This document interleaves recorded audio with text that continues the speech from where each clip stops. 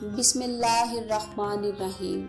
अल्लाहुम्मा सल्ली अला मुहम्मद व आले मुहम्मद। अरब के शहर नजरान में एक अमीर ताजर रहता था जिसके तीनों बेटों का नाम हजर था। इस ताजर ने अपनी बढ़ती हुई उम्र के पेश नजर अपने तीनों बेटों को अपना कारोबार सौंप दिया और खुद आराम की जिंदगी गुजारने लगा। आखिर इस पर बीमारियों ने हमला किया और वो लागर होकर बिस्तर पर गिर गया और इसकी हालत बहुत खराब हो गई। शायद इसकी मौत का वक्त आ पहुंचा था। ताजिर ने गुलाम से कहा कि जल्दी से मेरे बेटों को बुला लाओ ताकि मैं मरने से पहले अपने बेटों के लिए वसीयत कर सकूं। गुलाम ने ताजिर का पैगाम इसके बेटों को दे दिया।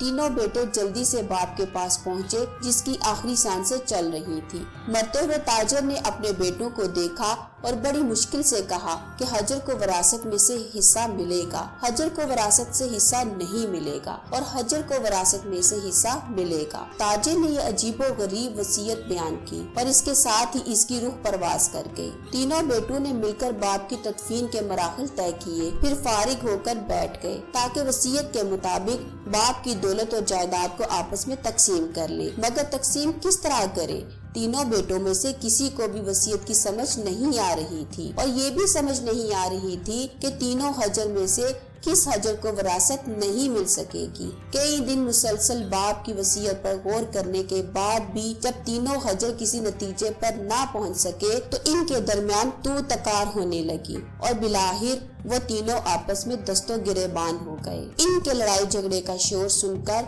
लोग जमा हो गए। इन लोगों में एक बूढ़ा सुरमा फरोश भी शामिल था जिसकी सारी जिंदगी सफर ही में गुजर गई थी। इस सुरमा फरोश ने घाट घाट का पानी पिया हुआ था और शहर शहर की हाक छानी हुई थी। इस बूढ़े सुरमा फरोश ने इनको मशवरा दिया कि वो सरकार की तरफ से मुकर्रर करदा काजी के पास चले जाएं और अपना मसला काजी के सामने पेश करें। काजी बहुत अक्लमंद और तजर्बाकार इंसान है। वो यकीनन इस पेचीदा मसले का कोई ना कोई हल जरूर बता सकता है और तुम्हारे बाप की छोड़ी हुई दौलत को अदल और इंसाफ के साथ तुम्हारे दरमियान तकसीम कर सकता है। तीनों हजर भाइयों को बूढ़े सुरमा फरोश की ये राय पसंद आई और उन्होंने फैसला किया कि वो तीनों काजी के पास जाएंगे और काजी के सामने अपना मसला रखेंगे। अगले दिन तीनों हजर भाइयों ने सफर का आगाज किया और मंजिलें तय करते हुए सरकारी काजी के शहर में पहुंच गए। काजी की अदालत का वक्त खत्म हो चुका था, इसलिए इनको अगले दिन का वक्त दे दिया गया। अगले दिन बारी आने पर काजी ने इनको अदालत में अपने रूबरू पेश कर लिया और इनसे दरियाफ्त किया कि वो क्या मसला लेकर हाजिर हुए हैं। तीनों हजर भाइयों ने बताया कि इनके बाप ने जायदाद और दौलत की तकसीम के सिलसिले में ये अजीबो गरीब वसीयत की है। अब हमें मालूम नहीं कि इस वसीयत पर किस तरह अमल किया जा सकता है और ये भी मालूम नहीं तीनों भाइयों में से किस एक भाई को विरासत नहीं मिलेगी और कौन दो इस विरासत के हकदार होंगे। काजी भी ये अजीबो गरीब वसीयत सुनकर हैरान रह गया। इसने हजर भाइयों से कहा कि कल मैं तुम्हारे मसले का हल बता सकूंगा। आज की रात तुम सरकारी मेहमान खाने में बसर करो। तीनों भाइयों को मेहमान खाने में पहुंचा दिया गया जहां इनके लिए आरामदेह बिस्तर लगा दिए गए थे। कुछ देर बाद एक हजर ने महसूस किया कि वो जिस कमरे में मौजूद हैं इसका रोशनदान पहले बंद था, अब खुद ब खुद खुल गया है। इसने भाइयों से कहा कि मुझे लग रहा है कि काजी की तरफ से हमारी निगरानी हो रही है। कुछ ही देर के बाद इनके लिए खाना लाया गया जो कि पके हुए गोश्त और रोटियों पर मुश्तमिल था। एक हजर ने सालन को देखते ही कहा, कोई सालन को हाथ ना लगाए, ये कुत्ते का गोश्त पकाया गया है। दूसरे हजर ने रोटियों को देखते हुए कहा कि ये रोटियां किसी ऐसी औरत ने पकाई हैं जो हमल से है और इसके यहाँ बच्चा पैदा होने वाला है। तीसरे हजर ने कहा, ये काजी जिसे हम फैसला करवाने आए हैं ये वल्दुल हराम है। तीनों की कही हुई बातें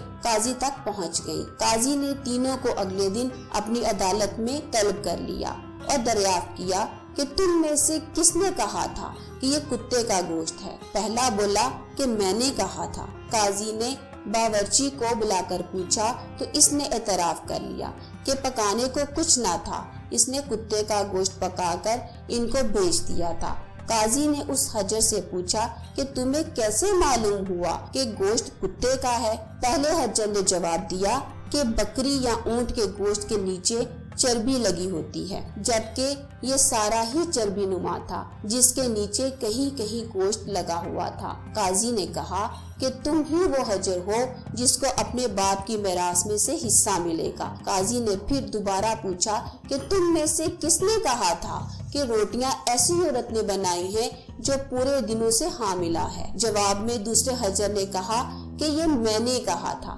قاضی نے پوچھا تمہیں کیسے لگا کہ یہ کسی حاملہ کی پکائی ہوئی روٹیاں ہیں؟ اس نے جواب دیا کہ میں نے دیکھا کہ روٹیاں ایک طرف سے خوب پکی ہوئی ہیں اور پھولی ہوئی ہیں، جبکہ دوسری طرف سے کچی اور موٹی رہ گئی ہیں۔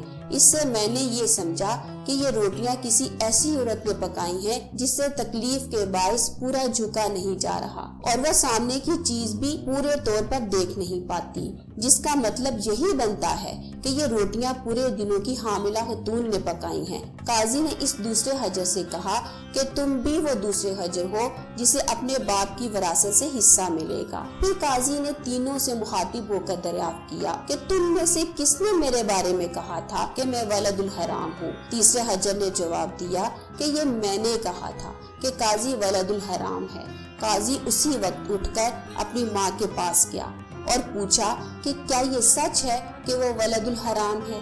اس کی ماں نے کہا کہ یہ سچ ہے کہ تو حرام زادہ ہے۔ قاضی نے واپس آ کر تیسرے حجر سے پوچھا کہ تمہیں کیوں کر معلوم ہوا کہ میں ولد الحرام ہوں؟ تو اس نے جواب دیا اگر تم حلال زادے ہوتے تو اپنے مہمانوں کی نگرانی نہ کرواتے اور نہ ہی کتے کا گوشت ہمیں کھانے کو بیچتے اور نہ ہی کچی پکی روٹیاں کھانے کو دیتے۔ قاضی نے تیسرے حجر کو مخاطب کرتے ہوئے کہا کہ تم ہی وہ حجر ہو جسے باپ کی جاگیر سے حصہ نہیں ملے گا۔ تیسرے حجر نے حیرت کے ساتھ قاضی کو دیکھا اور دریافت کیا کہ مجھے حصہ کیوں نہیں ملے گا؟ قاضی نے جواب دیا کہ ایک ولد الحرام ہی دوسرے ولد الحرام کو ٹھیک سے پہچان سکتا ہے۔